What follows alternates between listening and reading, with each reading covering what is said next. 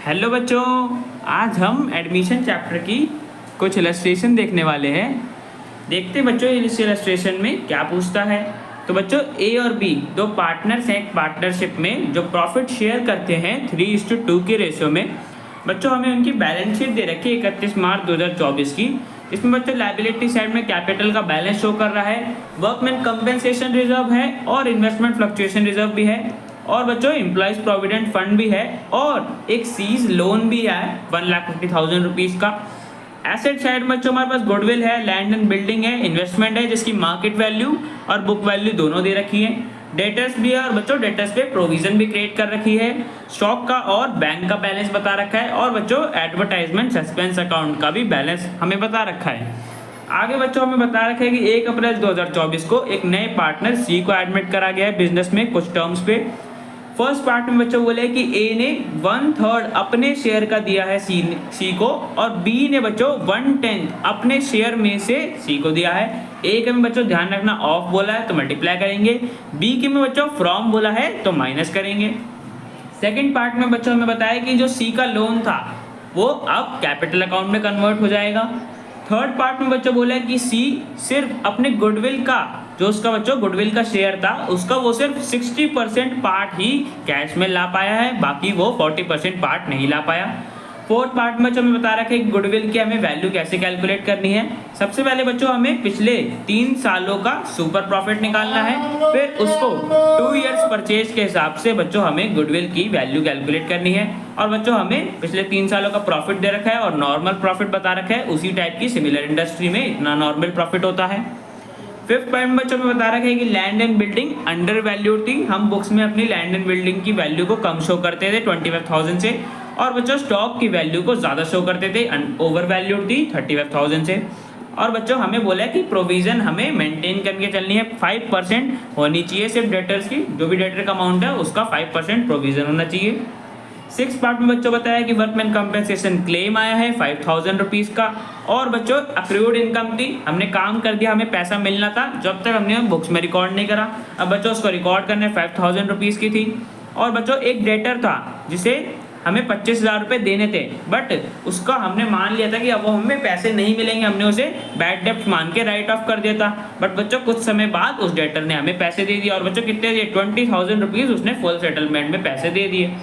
7 बच्चों last point में बता रखे हैं कि हमें पार्टनर के कैपिटल अकाउंट को एडजस्ट करना है उनकी प्रॉफिट शेयरिंग रेशियो के हिसाब से, सी के कैपिटल को बच्चों बेस मान के। तो बच्चों इस लाइन का मतलब क्या है कि हमें पार्टनर्स के कैपिटल अकाउंट को उस रेशियो में लाना है जिस रेशियो में बच्चों वो प्रॉफिट शेयर करते हैं, और बच्चों जितनी भी उसमें कमी पड़ेगी या एक्सेस पार्टनर को विड्रॉ करना पड़ेगा या कुछ भी कमी पड़ेगी कैपिटल अकाउंट में, तो वो बच्चों पार्टनर लेके आएगा या विड्रॉ कर लेगा कैश अकाउंट के थ्रू। ठीक है बच्चों, कैश या बैंक।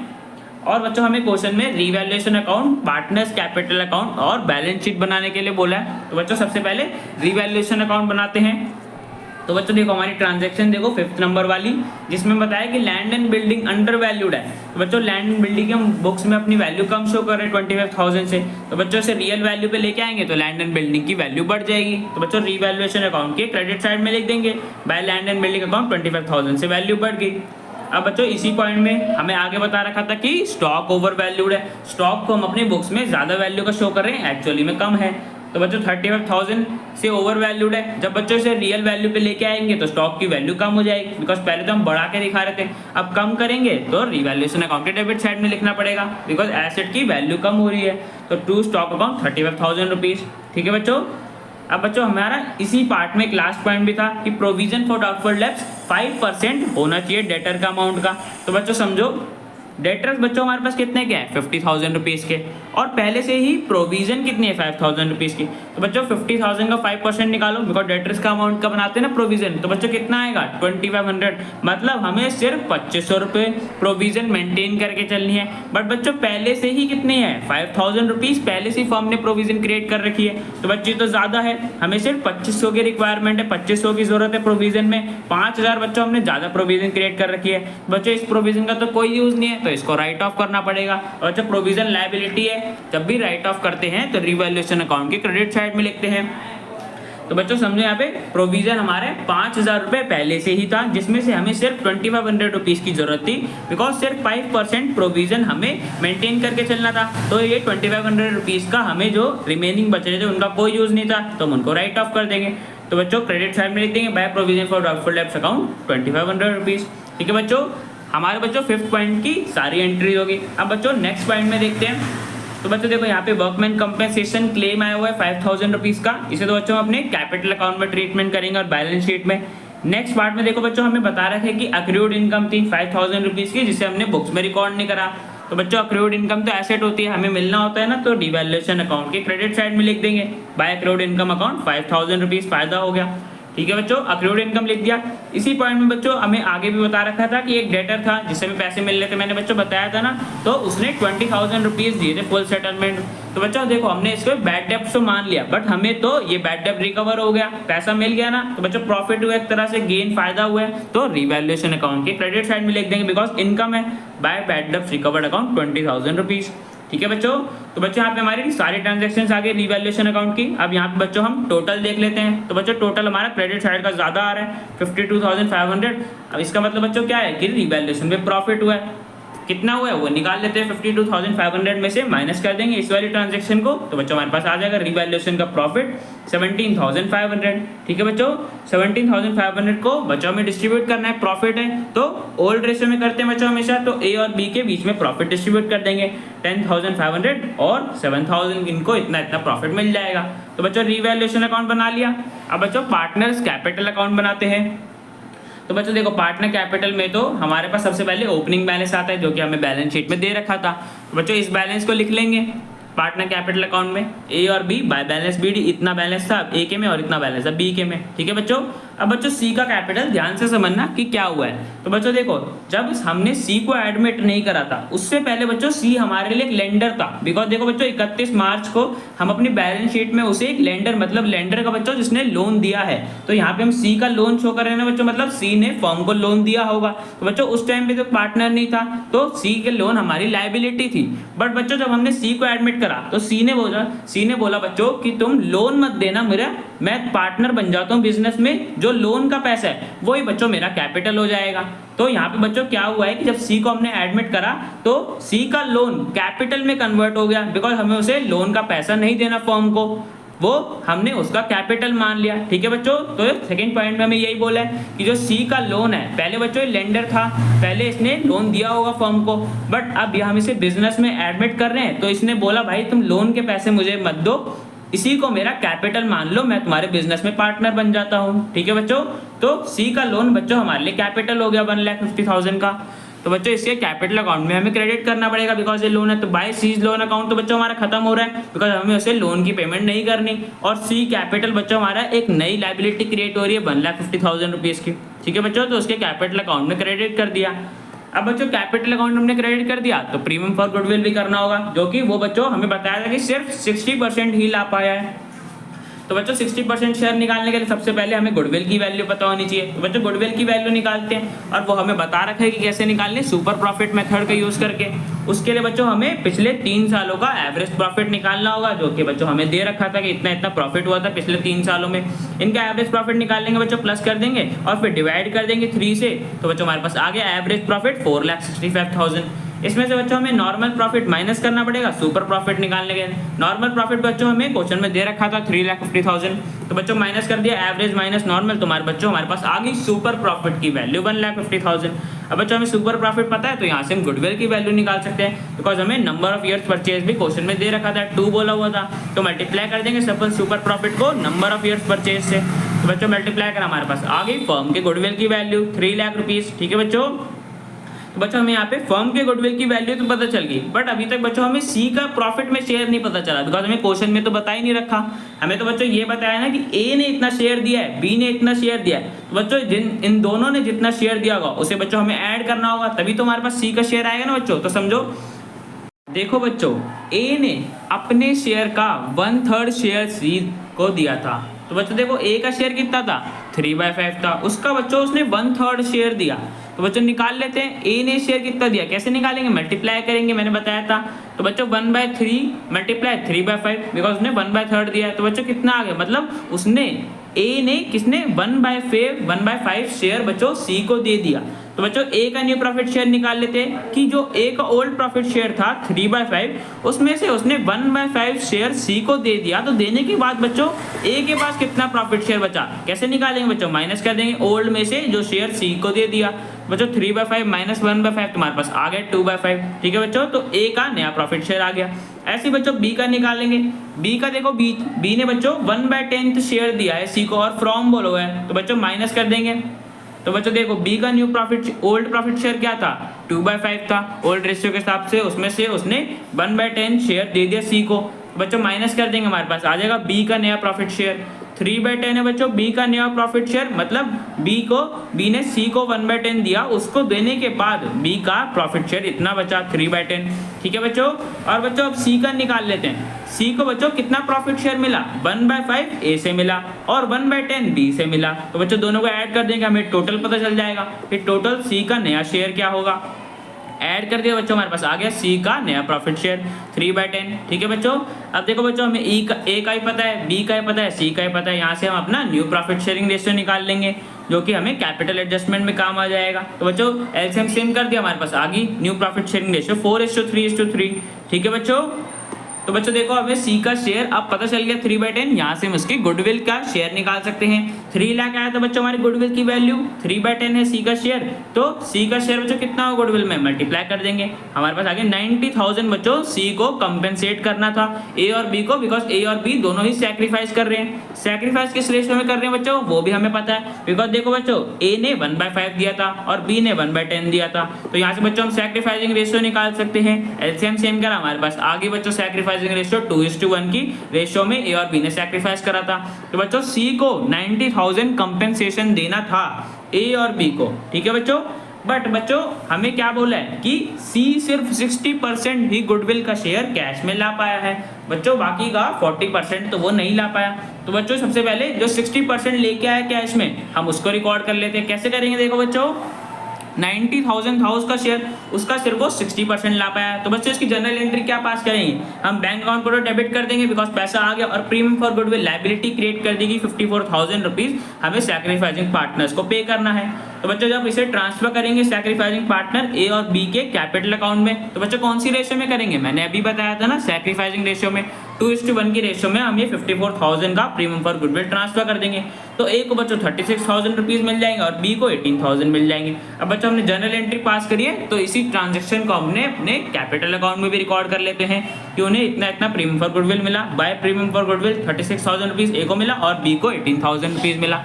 अब देखो बच्चों ध्यान से समझना, सी को बच्चों 90,000 रुपीज कंपेंसेशन देना था, बट उसने बच्चों कितना दिया, सिर्फ उसने 54,000 दिया। तो बच्चों उसने बाकी का जो 40% था 60% दे दिया, रिमेनिंग कितना बचा 40%। तो बच्चों उसने बाकी का 40% तो दिया ही नहीं। बच्चों मैंने पहले ही बताया कि जब भी कोई पार्टनर गुडविल का प्रीमियम नहीं देता या कुछ पार्ट दे देता है या कुछ पार्ट नहीं देता, तो बच्चों हम उसके करंट अकाउंट से ले लेते हैं वो रिमेनिंग पार्ट। तो बच्चों यहाँ पे भी हो रहा है 60% तो उसने दे दिया, बाकी का जो रिमेनिंग 40% था वो नहीं दिया बच्चों, तो हम उसके करंट अकाउंट से ले लेंगे, मतलब उसके करंट अकाउंट को डेबिट कर देंगे। देखो बच्चों 90,000 का था, 54,000 उसने दे दिया, तो बच्चों उसने कितना नहीं दिया, 40% निकाल लोगे, मतलब 36,000 रुपीज उसे और देने थे।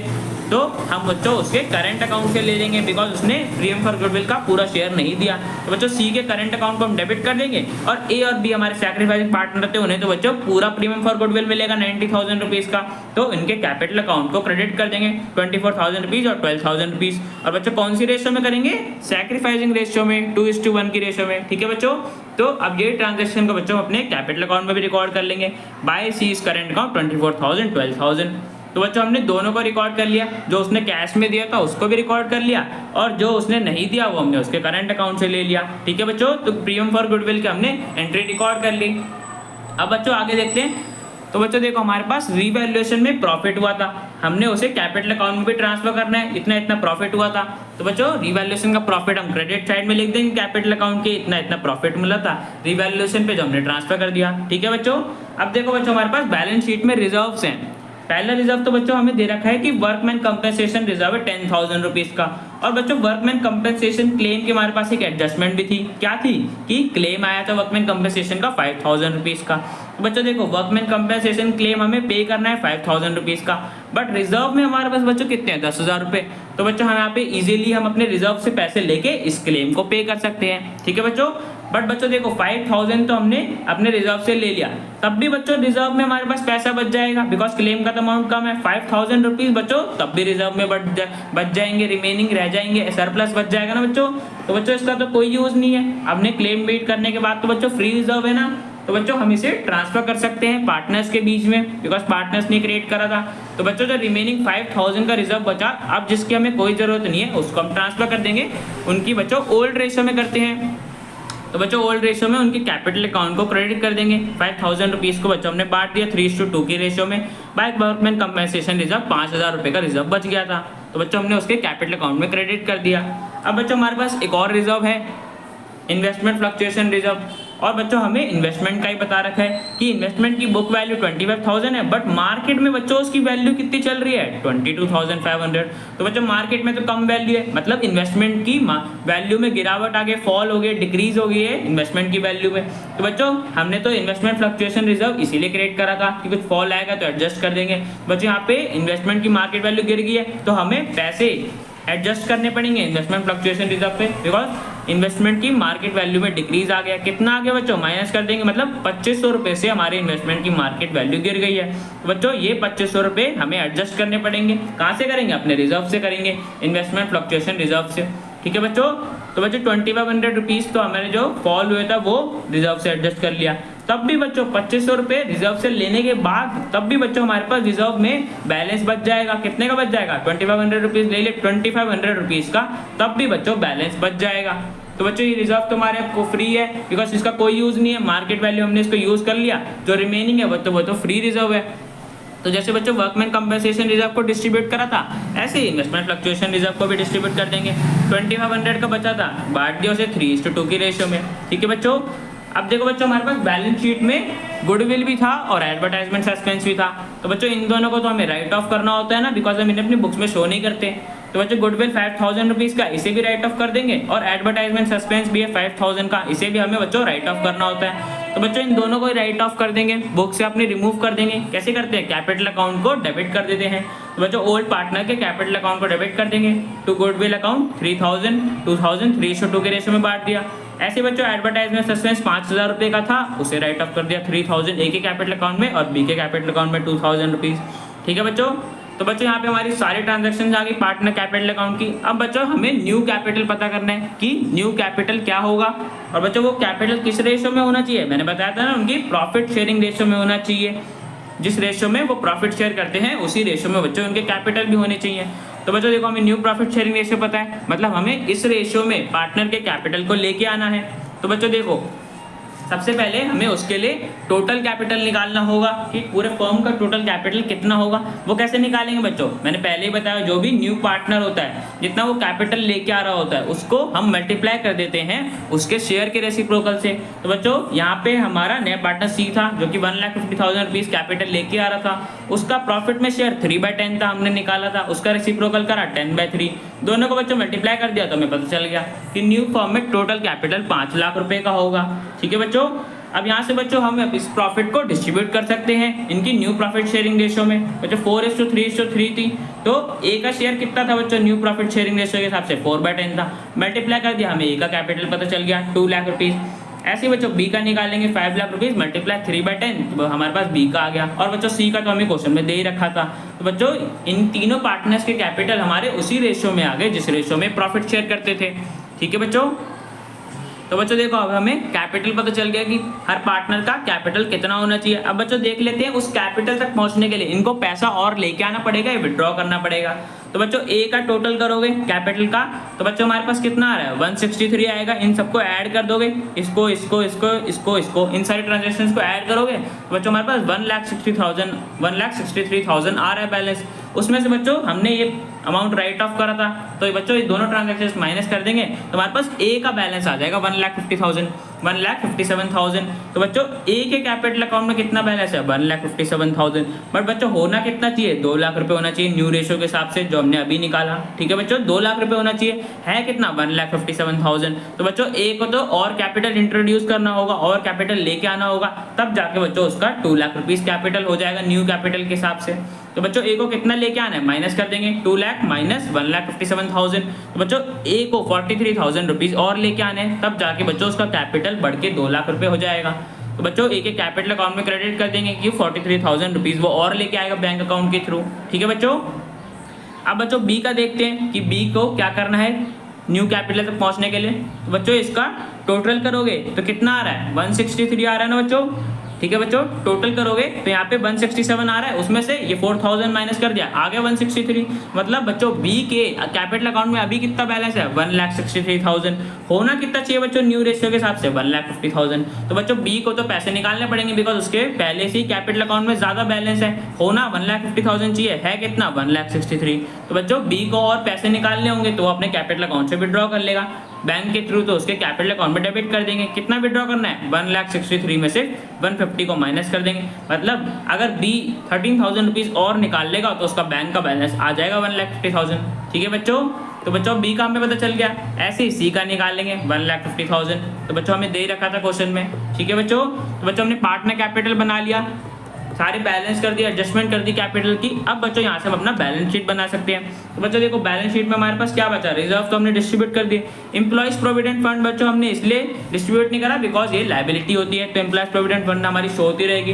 वर्कमैन कंपनसेशन क्लेम था बच्चों 5,000 रुपीज का, जो फर्म को पे करना है, अभी तक नहीं करा है। और बच्चों कैपिटल अकाउंट तो हमने अभी निकाला था कि न्यू रेशियो के हिसाब से ये कैपिटल इनका होना चाहिए, वो लिख दिया। अब देखो बच्चों एसेट साइड में क्या होता है, लैंड एंड बिल्डिंग की हमारी वैल्यू बढ़ गई थी तो वो वैल्यू ऐड करके लिख दी।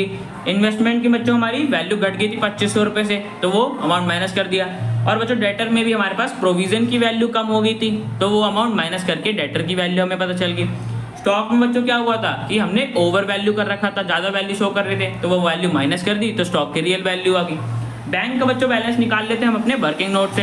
पहले से बच्चों 1,25,000 रुपीज था, इसका वर्किंग नोट देखते हैं बच्चों। 1,25,000 था, उसमें से बच्चों 20,000 हमें एक डेटर से मिले थे, तो इससे हमारा बैंक का बैलेंस बढ़ गया। 54,000 बच्चों सी प्रीमियम फॉर गुडविल लेके आया था। ठीक है बच्चों, तो 54,000 भी ऐड कर देंगे। और बच्चों ए को भी 43,000 रुपीज और लेके आने थे ताकि उसका कैपिटल 2 लाख रुपए हो जाए। ठीक है बच्चों, तो यहाँ पे हम टोटल इन चार चीज़ों को ऐड कर देंगे। अब बच्चों बैंक अकाउंट में हमारे पास विड्रॉ भी हुआ था कैश, किसने करा था बी ने, बिकॉज बी को 13,000 रुपीज निकालने थे, तब जाके बच्चों उसका न्यू कैपिटल आता, ज़्यादा हो रहा था ना उसके कैपिटल में अमाउंट, तो उसने विड्रॉ करा था। बच्चों हमारे पास बैलेंस क्या बचा बैंक का, विड्रॉ करने के बाद हमारे पास बचा 2,29,000। ठीक है बच्चों, तो हमारे बैंक अकाउंट का बैलेंस हमें पता चल गया, वो लिख देंगे बैलेंस शीट में 2,29,000। और बच्चों अक्रूड इनकम थी, मैंने बताया था एसेट होता है, तो एसेट साइड में शो कर देंगे 5,000 रुपीज़। और बच्चों सी का करंट अकाउंट हम शो करना पड़ेगा बिकॉज सी ने अभी तक फर्म को पैसे नहीं दिए। कौन से बच्चों, गुडविल के पैसे अभी तक सी ने नहीं दिए, फर्म को मिलने हैं ना बच्चों, तो फर्म के लिए एसेट है, तो सी के करंट अकाउंट हमें एसेट साइड में लिखना होगा 36,000 रुपीज़। ठीक है बच्चों, तो बच्चों टोटल देखेंगे तो हमारे पास लायबिलिटी और एसेट साइड दोनों साइड का टोटल आ रहा है 5,10,000। तो बच्चों हमने बैलेंस शीट भी बना दी, तो बच्चों ये क्वेश्चन हमारा कंप्लीट हो गया। अब बच्चों मिलते हैं नेक्स्ट वीडियो में।